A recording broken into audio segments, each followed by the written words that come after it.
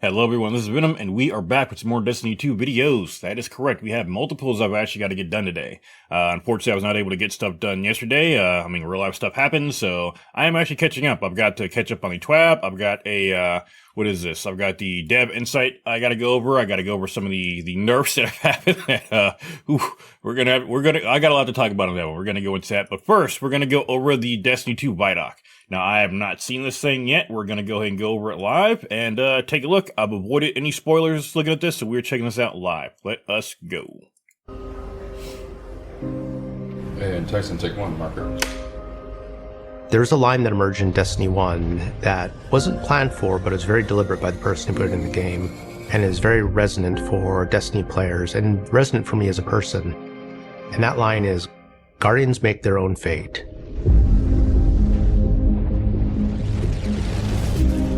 That still gives me goosebumps.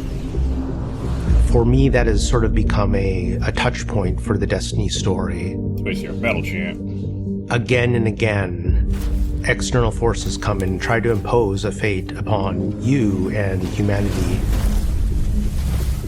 And again, you show them that they can't do that. We make our own fate.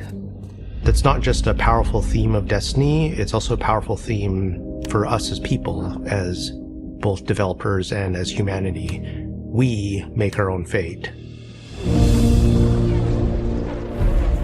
Coming Legend Part 1, Confronting Oblivion. When you're talking about 10 years of story, there's a lot of stuff crammed in there, and there's a lot of things that we could do and could talk about.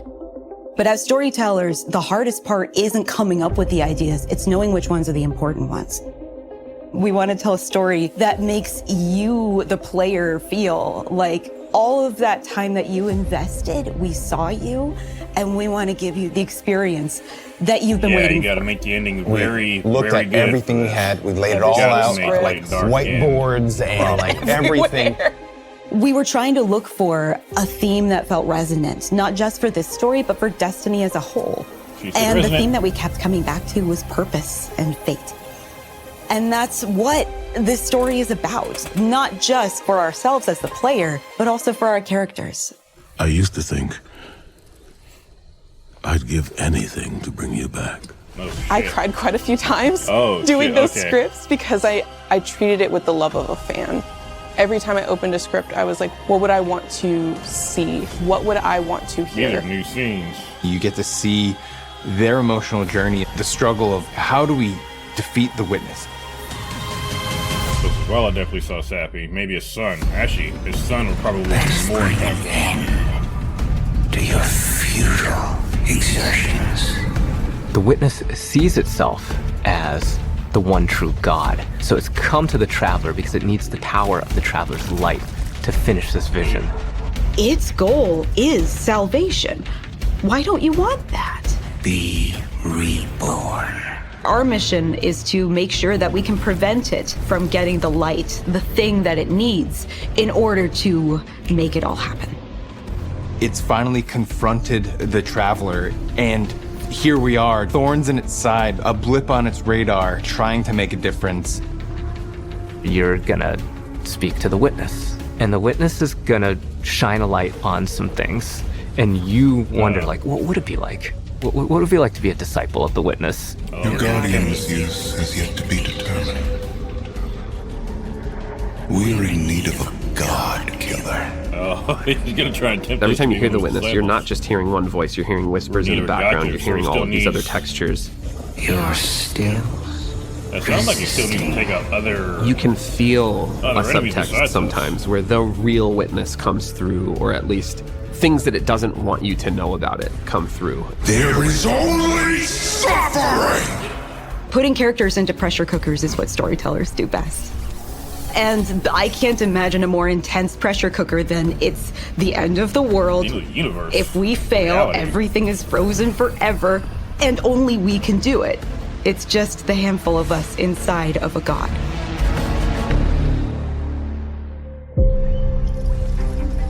There were a couple of themes that we had when we started on the Bill Hard. The two main ones that I remember were surreal and Shattered to Spire. Seeing how they put a tiny little guardian at the beginning of this vast journey that's spreading out in front of you really put into perspective the scale that we needed to hit in order to make the Pale Heart look and feel dangerous and ambitious and vast. When we were thinking of surreal things, it was a bit of a challenge, because how do you make something surreal? For me, is putting familiar things out of context. What is the thing when you turn the corner that you are not expecting? Like so that's when we play with effect. Scale, we play with unexpected things, repetition. There's this awesome piece of concept art that is like this massive ghost in the horizon, and you just like go over there and it's just like broken down in the middle, and it's just weird in a way that is unsettling, but at the same time feels very visceral. Another one that we used was body parts, and it sounds a bit strange. Because we didn't want to do body horror. It almost looks so gory I was without taking gore. I mean, screenshots from the game and just trying to find silhouettes and things that would look surreal. And I started replacing all the trees with hands. So all the limbs was made out of fingers coming out, and eyes were on the floor. And I do remember our direction was like that. Like, more hands. Are there hands holding up the freeway in which we were born? Yes. You'll recognize it instantly, and then almost as quickly, you'll realize you've never been here before. I definitely feel like there's some aspects of the Pale Heart where like, this is freaking weird and scary. I want to take that risk. I want to push a little bit of what expectations of a destination can be, and I hope that players love that. As players progress, they get to see more influence of the Witness, not just on the Traveler, but also on the races that it's interacted with. That we've seen so far. Too. Like, are we going to see more about the races that he's The Dread are a result like, of the Witness experimenting with the light. So while it's inside the Pale Heart, it's able to access the light as it's trying to siphon it. It is using that light to create and alter new and different combatants. And so we've encountered some of these members before. Now we have a name for them. The new Dread units. They're using a new language, collaborating with narrative. We went through and used this constructed language tool to generate different phrases and figure out like grammar structures and other things. The pyramid language that the new Dread units speak is actually translatable. So players, if they're really interested in figuring out what the pyramid units are saying, could decipher these. Kos yen itget, baktoku vakat. So I just realized I talked and didn't have my mic going. So they've gone through and made an entire language for this expansion. I'm calling it right now. I want to be the first one to say it if no one else said it because I haven't looked at anybody else yet. But I'm calling it right now. This language is somehow going to be tied into the game somehow as far as either unlocking some kind of community secret, some kind of secret exotic or mission, or is going to somehow be involved in the raid or maybe even the main story. Now, I like that they're going into details and they're making little stuff like this, like making a language for this expansion. But as cool as that is, it seems like it's a waste unless it's going to be tied into some kind of secret or tied into the expansion somehow in a more meaningful way. So while it sounds cool, like, yeah, we went through and made this language and everything, it's going to be, you know, you're going to hear them, you're going to actually translate it. That to me says that we put all this time and effort into this, we're going to use it for something else as well. Otherwise, I am impressed that they put all this time and effort into it. Sorry, my son's going nuts. But I definitely think there's going to be more to it than that. So let's go ahead and keep going.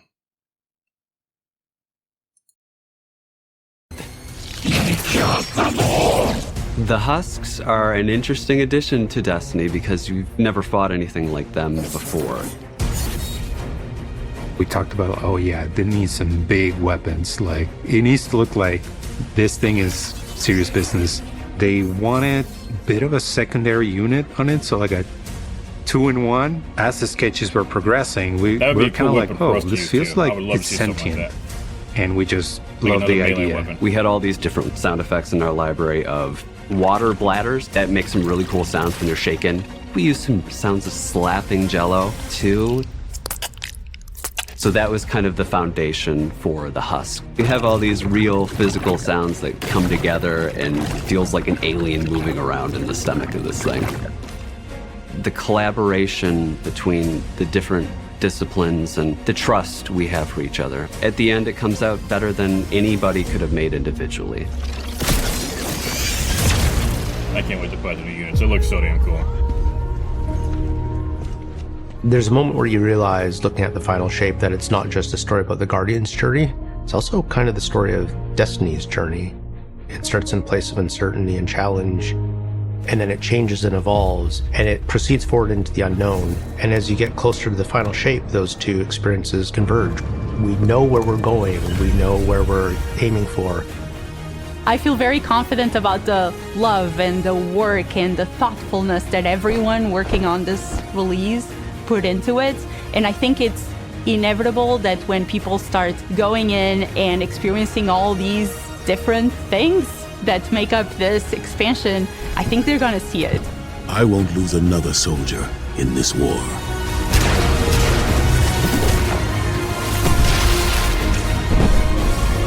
On her page, actually got access to the light inside her, too. So we saw his grenade in that,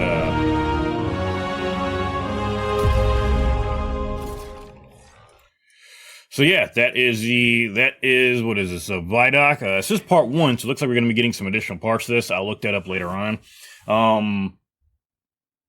All this is doing is just getting me more and more anxiety because I want to play this so damn bad. I mean, I've been playing since Destiny 1. Many of us have. So we've been on this journey with Bungie for a long time now, about 10 years, and we're coming to the end of this Light and Dark saga, and like initially I was definitely worried about what we're going to be seeing, about how Bungie was going to handle this final saga. I mean, with everything going on with the layoffs, with Lightfall coming out being very, very underwhelming, with everything going on with the Eververse seeming to get more attention than the actual game itself, with everything happening over the years, I've definitely been worried about this.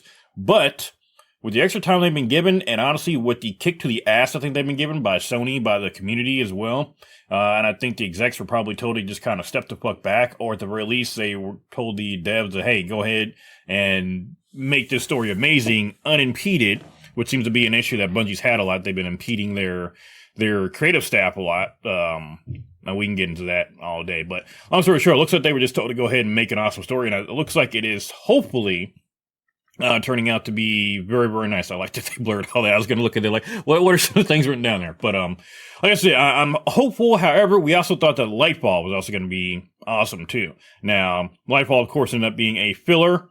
We know this is supposed to be the actual final bit for the Light and Dark saga, and it's not saying that there won't be any more Light and Dark issues later on, obviously, but this should be the culmination of the Light and Dark saga. There'll probably be stuff to clean up later on, but this should be the end. It is shaping up so far to be very, very good narrative-wise, but like I said, we're still going to see. There are tons of systems that are going to be coming. I might try to do a video over all the new things we're going to be getting for Final Shape. But as of right now, story-wise, it's looking like they may deliver. Now, they may, I don't know. I do know we have been told that the expansion is going to work a little bit different as far as the raid goes. Now, I know not everybody raids. Technically speaking, raiding is something only about 10% of players ever do. However, it is actually tied into the narrative. Just like it was in the Taken King, you actually went through in the single player campaign and you beat orcs. You can do the same thing in here. You're going to go through and you're going to fight the Witness. But the ending, like there's going to be more after you actually fight the raid. So in Taken King, you fought orcs, then he,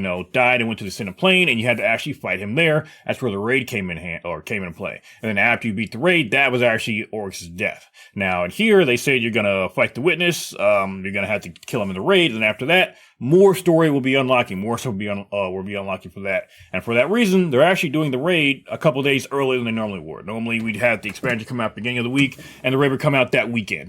We have contest mode. Ward's going to be coming out, I think, 2 or 3 days after the expansion. So I am, of course, going to try to do the raid race. I've never once completed one. I didn't even get the Root of Nightmares. I didn't complete that one either. And that's the most completed day one raid ever. But I'm not. I'd rather Sherpa, to be honest. I mean, if I can do something and get some kind of cool emblem, it'll at least be the Sherpa emblem I usually get. But yeah, there's going to be more story narrative or more stuff coming out after. They said it's very important to get the raid done and then more stuff unlocked. So we'll see how that one works. I'm excited. I am honestly excited about this.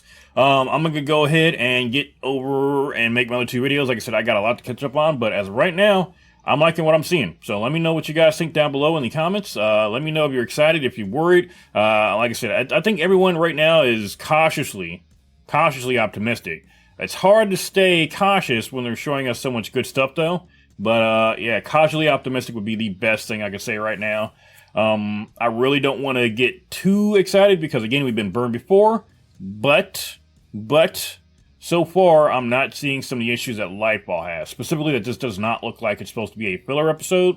And so far, it looks like we should be seeing some pretty good conclusions to Light and Dark. So, that being said, thank you for coming by. If you like what we're doing on the channel, please leave a like. If you love what we're doing, please sub to the channel, and I will see you all on the next video, which will be coming out here shortly.